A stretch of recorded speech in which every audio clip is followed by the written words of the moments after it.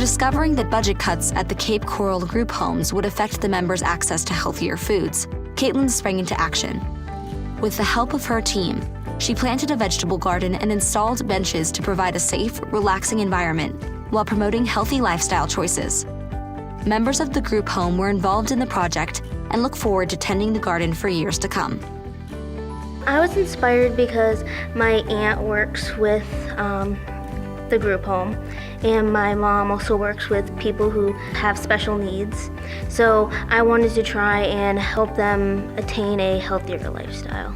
I hope it inspires others to help out people with disabilities because they have a little bit more of a learning curve to try and attain more of a normal life, and if you can help them out in any way you can, it's an amazing feeling what you do.